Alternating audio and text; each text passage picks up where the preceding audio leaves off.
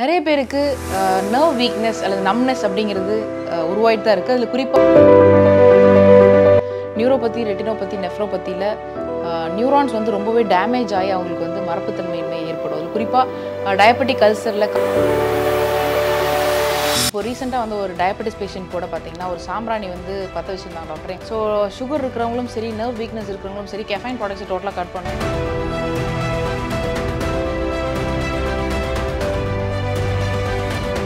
So இந்த மாதிரியான items வந்து நம்ம அவாய்ட் பண்ணும்போது நர்வில் இருக்கக்கூடிய அந்த சத்துக்களை வந்து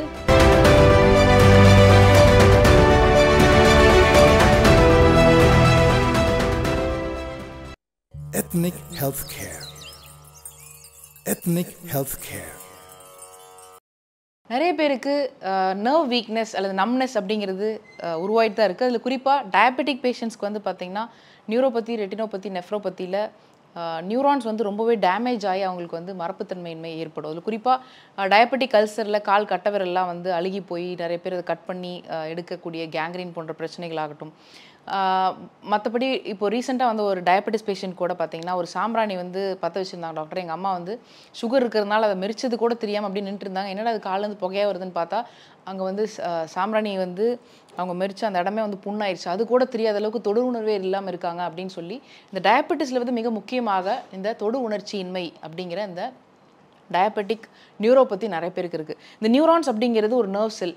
அதோட ஸ்ட்ரக்சர் வந்து பார்த்திங்கன்னா சினாப்ஸ் அப்படிங்கிறது ஒரு நர்வ் செல்லுக்கும் இன்னொரு நர்வ் செல்லுக்கு நடுவில் கூடிய சினாப்ஸ் வந்து ஃபில் பண்ணுறது தான் நியூரோ டிரான்ஸ்மிட்டர்ஸ்னு சொல்லக்கூடிய டோபமைன், எபினெஃப்ரின், நார் எபினெஃப்ரின், செரட்டோனின் இந்த மாதிரியான நியூரோ டிரான்ஸ்மிட்டருங்கிற அந்த என்சைம் அது வந்து ரொம்ப ட்ரை ஆகி ஒரு செல்லுக்கும் இன்னொரு செல்லுக்கும் சிக்னல் பாஸ் ஆகாத நிலையில் அது எதிர் வந்து பார்த்திங்கன்னா ட்ரெமர் மாதிரி கை நடுக்கங்களாகட்டும் அல்லது ஒரு சில உள்ளங்கை வேர்த்து போகிறதுலேருந்து ஆரம்பித்து நடுக்கம் தோன்றி அதுக்கப்புறம் கடைசியாக தொடு உணர்வு இல்லாத போகக்கூடிய ஒரு பிரச்சனைகள் இதெல்லாம் வந்து உருவாகுது. குறிப்பாக எக்ஸ்ட்ரிமிட்டிஸில் நமக்கு வந்து நிறைய ஏற்படுது.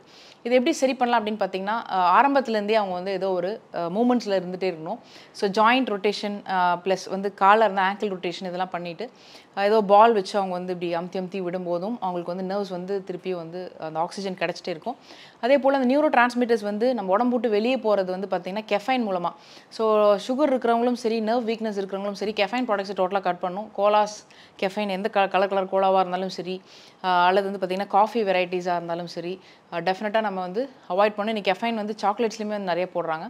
ஸோ இந்த மாதிரியான ஐட்டம்ஸ் வந்து நம்ம அவாய்ட் பண்ணும்போது நர்வில் இருக்கக்கூடிய அந்த சத்துக்களை வந்து யூரின் வழியாக வெளியே ஏற்றி வேஸ்ட் பண்ணாமல் நம்ம ப்ரிவென்ட் பண்ண முடியும்.